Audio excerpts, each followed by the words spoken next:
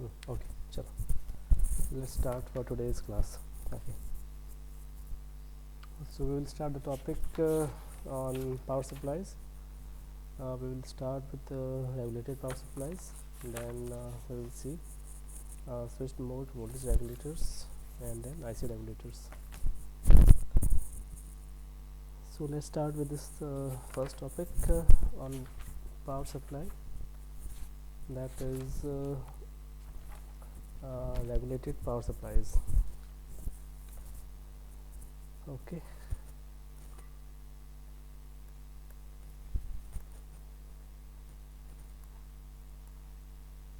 Hmm.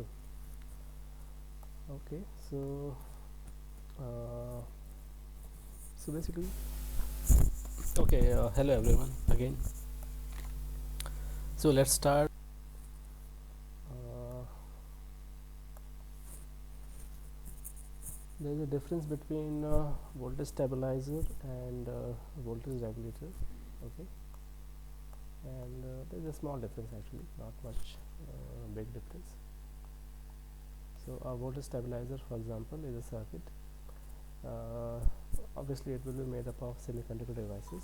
Okay, which maintain an almost constant voltage across its output terminals. Okay, in spite of variations in the load or in the power supply. Basically, a circuit that provides a constant output voltage in spite of the variations in the load or power supply would be called as a voltage stabilizer. So the function of a voltage stabilizer is to stabilize the voltage, okay, to be unaffected by the fluctuations in the power supply, okay, or the variation in the load. Whereas a voltage regulator is a voltage stabilizer plus some more functionality. What is that additional functionality? Is that it's having an additional provision of varying at will the stabilized output voltage. So it means that you can get a constant output voltage, right? But you can at the same time vary that constant output voltage. Okay, and for each of those different values of constant output voltage, it will remain at that particular value irrespective of changes in other things like load and power supply. So it regulating the function is regulating output uh, voltage, okay, and keeping the output voltage constant at the desired value with respect to variations in supply voltage and load. So look at these things, this point, variation in supply voltage or load. This is important because this affects actually the output voltage practically. Uh, so so to see the variations in the output voltage, uh, there is a graph. We can visualize this with the help of graph. Look at this. This is called as load regulation. Okay, so load regulation means the regulation at the output terminal with respect to load current. Okay, so you have a load connected at the end of a circuit or at the end of a regulator, right?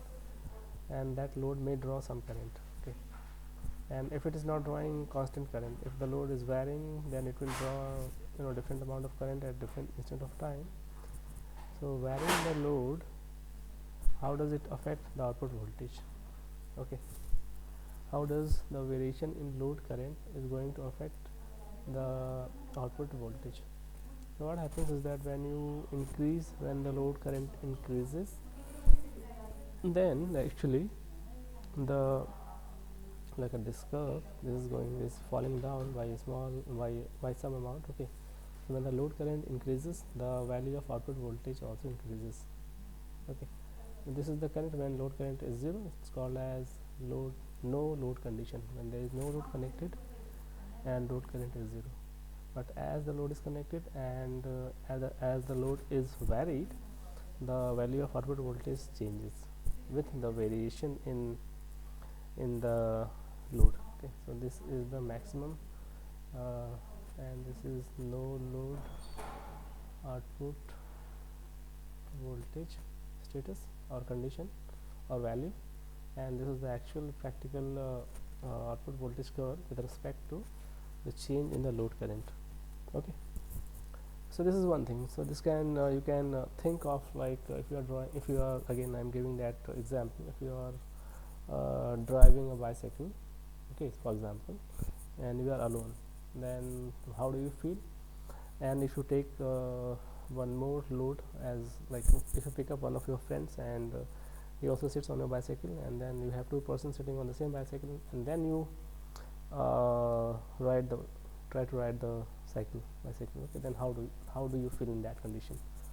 Okay, so it means that when you increase the load on a particular device or equipment or anything, then the device feels some pressure to handle that load. So this is what also happens with these electronic circuits, okay, and hence the performance also varies with respect to change in change in load. Okay, so the thing is that the output voltage becomes smaller with respect to increasing load current and no load condition. Okay, this is the point. And there's one more thing called as line regulation, in which the there may be a variation in the input power supply. Okay, and this is the output voltage, this is the input voltage. Okay, and if you change the input voltage, okay, if you change the input voltage, then ideally it should not affect the value of output voltage. Output voltage should remain constant irrespective of the change in input power supply. Okay, but actually it doesn't happen practically. So with the change in input voltage, there is a small change in the output voltage at the output terminals of the voltage regulator. Okay, and this can be represented by this curve. Look at this. So there is a tendency of output voltage to increase with respect to input voltage. Okay, so remember this thing, that this is the tendency of voltage regulator. Okay, the practical voltage regulator, because after all the output voltage is derived from input voltage. Okay, so if there is an effect in input voltage, that will becomes or that appears on the output terminals. Okay, so because of this fact, so we have two kind of regulation which are important in this topic. One is load regulation and the other is line regulation, right? All right, so let us move further, and the third point is okay, so we are studying about different parameters that are used to describe voltage regulator. So first point was load regulation, second point was line regulation, third point is this temperature coefficient of the output voltage. This would be this is mentioned in this unit of ppm per degree centigrade, where ppm is parts per million. Okay, because since this is a small value, so it that's why this unit is chosen. All right,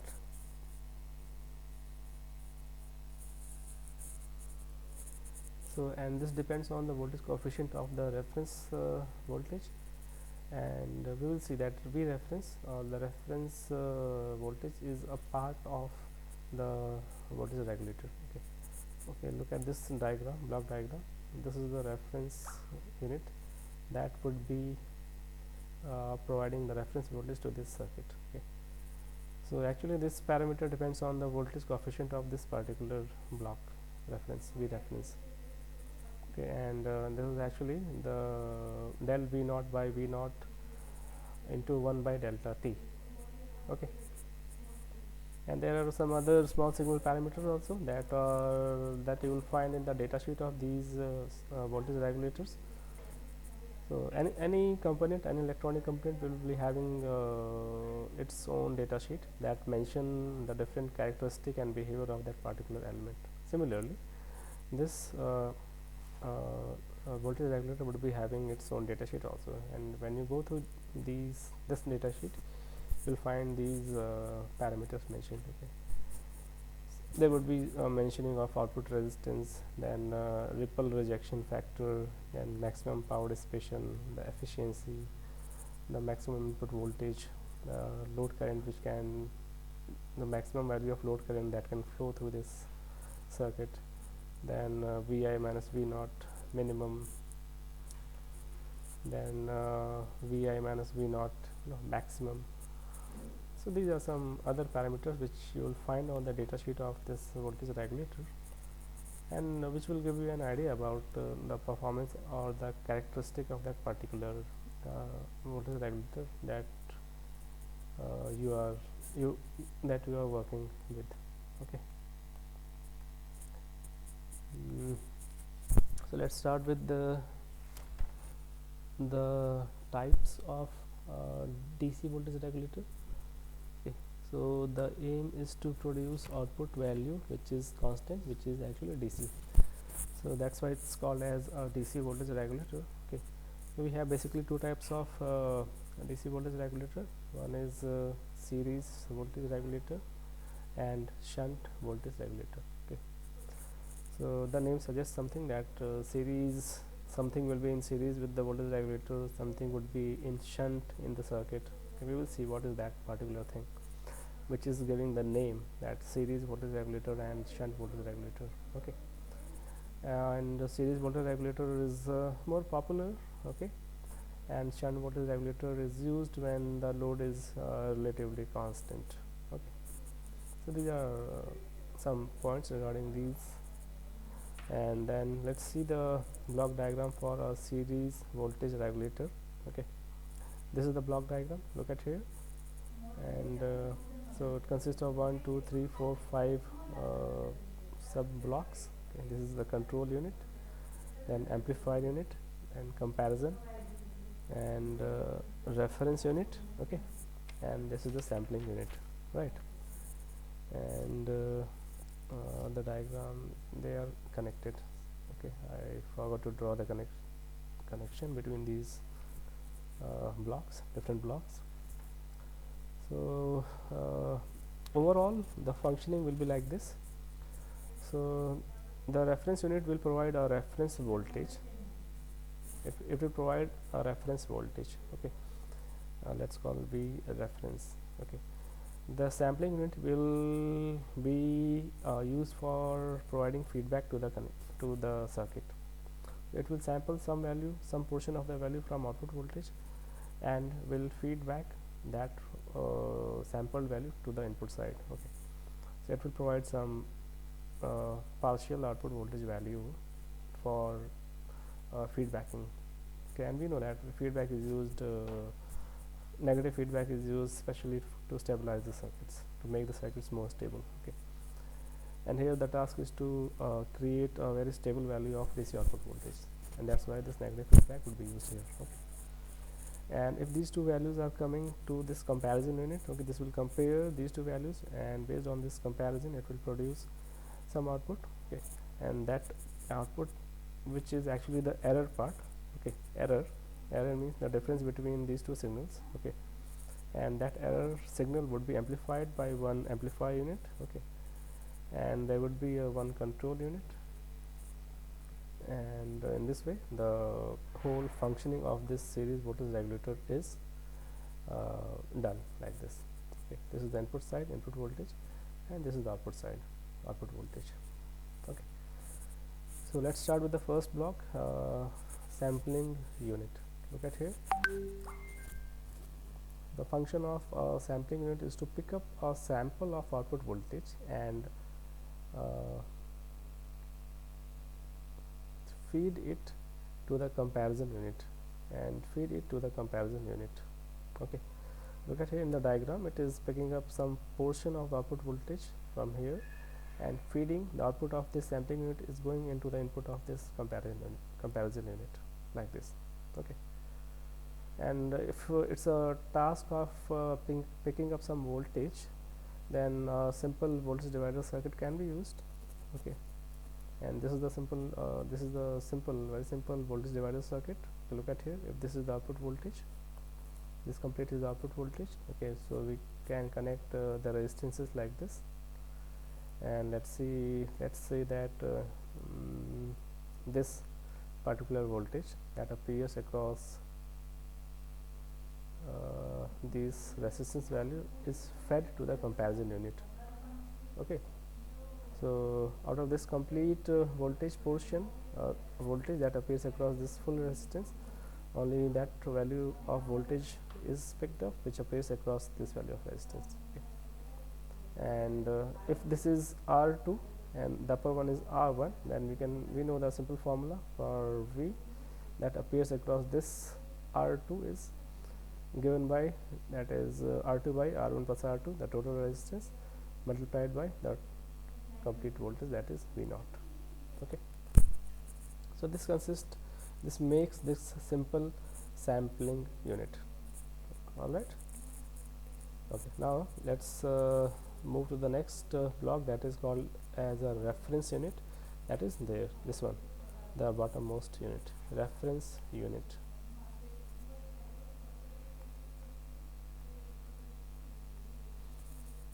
Okay, so look at here, as we know, as I have already told, that the reference unit would be providing a reference voltage to the circuit. Okay, so its function is to produce a reference voltage which is relatively constant over a wide range of current through it. So somehow if somehow there is a need of production of a relatively constant voltage, okay, that should not vary much with respect to the current that flows through it. Okay, and for this purpose we know that there is a component which is very suitable for this application, and that is nothing but a Zener diode. Okay, so silicon breakdown diodes are generally used for this purpose. Okay, and we know that these Zener diodes are actually used in when they are in reverse bias condition, when they operate in breakdown mode. Okay. Okay, so look at here, this is a Zener diode. Okay, and the voltage that appears across this is this, let's say this VR, the reverse voltage that appears across this Zener diode is constant over a large range of current that flows through it. If I can draw the behavior of a Zener diode, if you remember, this is something like this. Okay, this is voltage, this is current. So the voltage is constant over a wide range of current. Let's say from this value of current, it goes like this.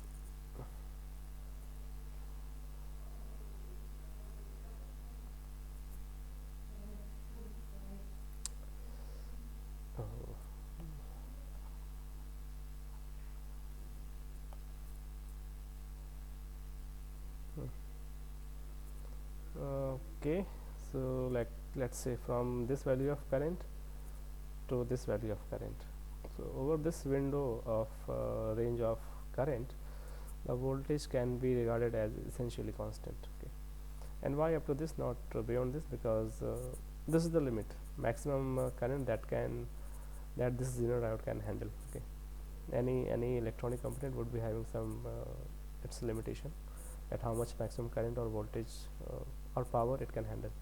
You cannot go beyond that limit. Okay, so using this property we can construct a reference unit that will provide an essentially constant voltage, and this will feed the reference voltage to the comparison unit. Okay, comparison unit. Look at here, the reference unit is feeding to the comparison unit. Okay, and sampling unit is also feeding to the comparison unit, and the function of this comparison unit is to compare these two values and correspondingly produce the output value. Okay, which is again fed to this amplifier unit. Alright, so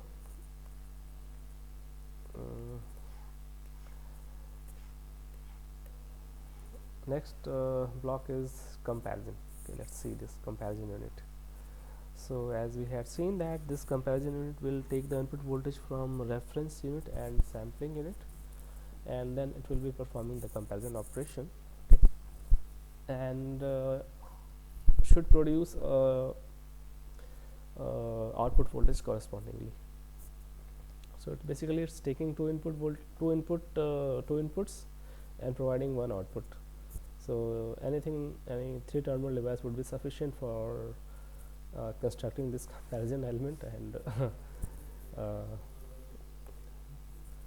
we are very well aware of this BJTs. Okay, look at this bipolar junction transistor, so which is a 3-terminal device, and can be used for constructing this comparison element.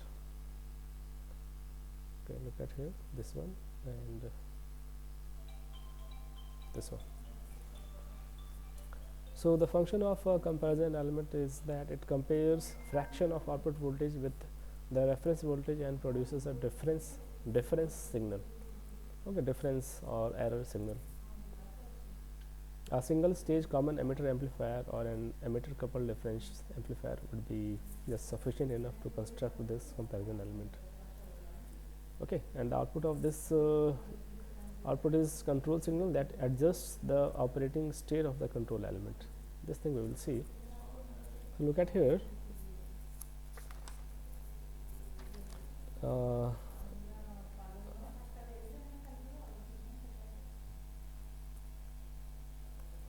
Look at here.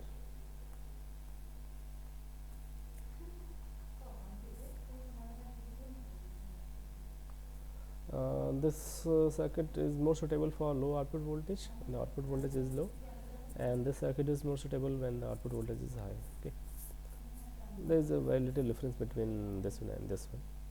So for this circuit, this is the Zener diode. Okay, this is the Zener diode. So this is the reference unit. It will produce a constant output voltage. Okay, and look at this R1, R2, R1 and R2. They are R1 and R2. They are forming sampling unit. Okay, they are forming the voltage divider circuit and sampling the some portion of output voltage to the comparison unit. Okay, so this signal is coming here and output of this is coming here. Okay, and these two signals are interacting with each other, and this output of this BJT, that is here, this collector branch, this output branch, okay, is going to the control element. Simple mechanism. Okay, this is connected, this terminal is connected to reference unit, the base is connected to the sampling unit, and the output is connected to the control unit. Okay, and we know the relation between IC, IB and IE. Can look at it, because IC is actually IE minus IB. So output current is actually the difference between these two currents. Okay, or the difference signal, right? So this is, let's say this is Vs that appears across these two branches. Okay, and basically this is a simple circuit. Okay, and the operation is quite clear from this equation. Just use this equation to describe the operation of this simple comparison unit. It is taking two signals. One signal is coming from this sampling unit, okay, and one signal is coming from this reference unit. Although they are providing output voltages, but those voltages, again, we know that voltage and currents are interrelated to each other, and the operation of BJT is such that IC is equal to IE minus IB. So at the output side you get a voltage or current, okay, that would be the difference in the signal that is applied at emitter and base.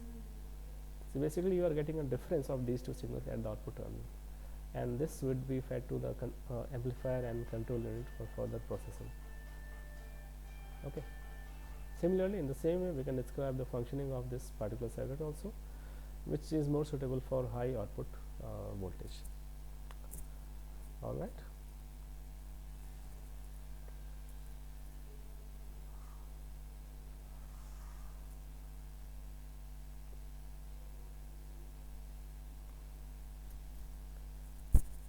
So okay, the points are that I2 is generally small, as I2 is the base current that's forming that's going into this BJT.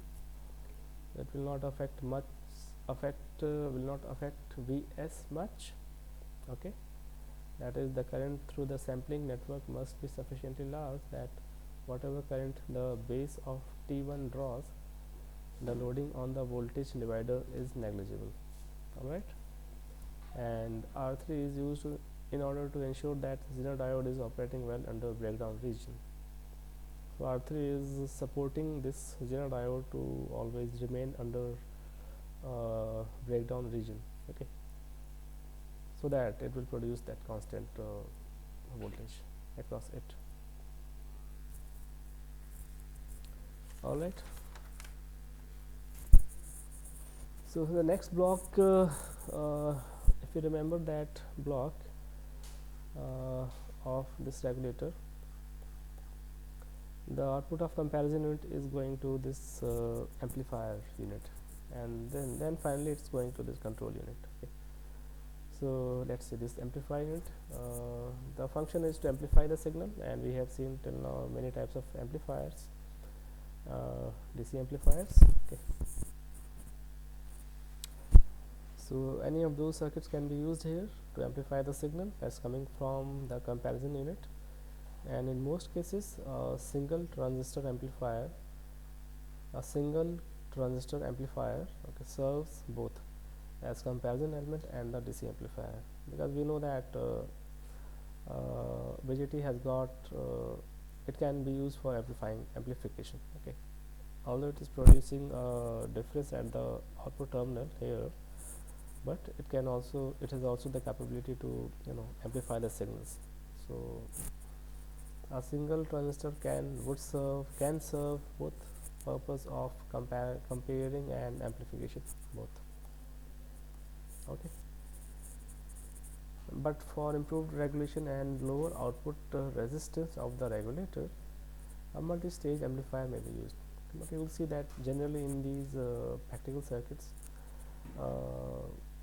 they generally use multi-stage amplifiers. Okay.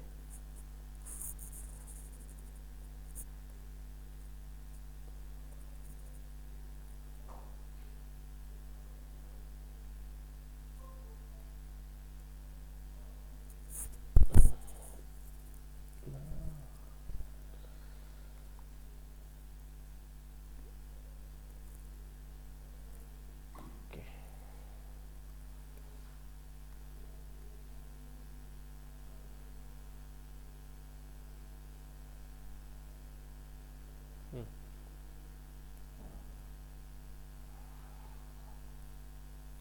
Okay, so the last block that was there was this control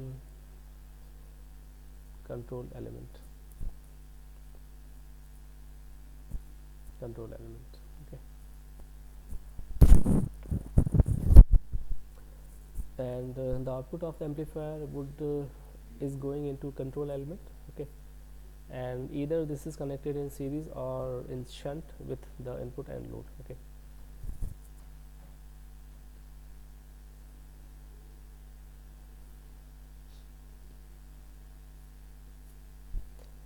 so and the important point here is that the operating state of control element, the operating state adjusts as necessary to maintain a constant output voltage.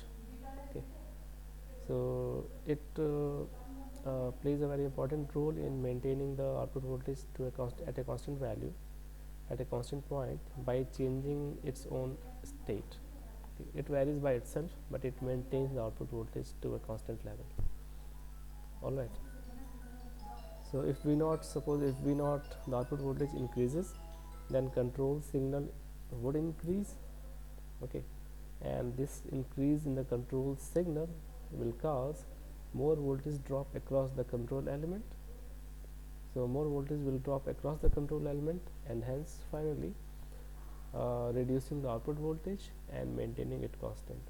So it will consume, it will show more voltage drop across by itself, and the effect would be such that the voltage at the output terminals would appear constant, would reduce by some amount. Okay, so if there is a tendency at the output terminal to increase the voltage, so that portion which is actually going above that constant voltage, that portion would appear across the control element. So this is the property of this particular element. So it plays a very important role in maintaining the output voltage constant.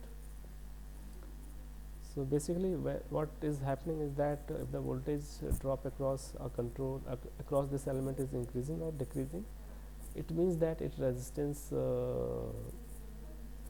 is changing internally.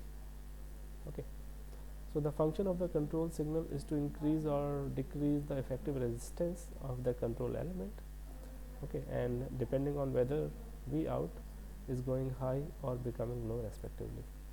Okay, so this control element is a dynamic device whose resistance would change with respect to the signal that comes from the comparison element. Okay, and accordingly if the resistance is changing, then the voltage drop across it will also change. Okay, and then the final result would be a constant voltage at the output terminal, right? So we can have a series or shunt regulator element, control element.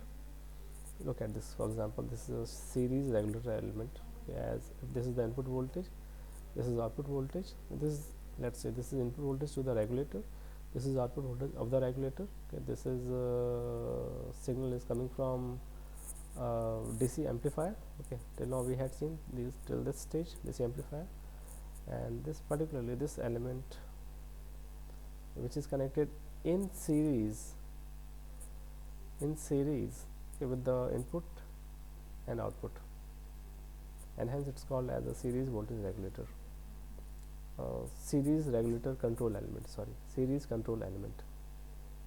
Okay, so series control element must be capable of drawing full load current, because it is connected in series to the load, and hence the current that flows through this would also flow into the load.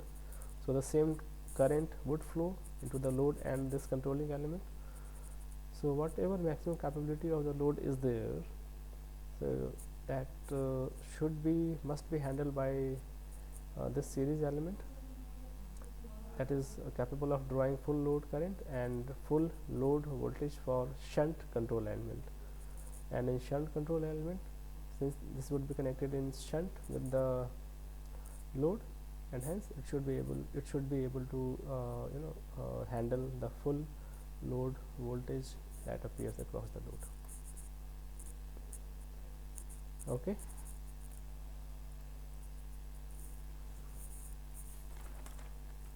so I'll stop here, just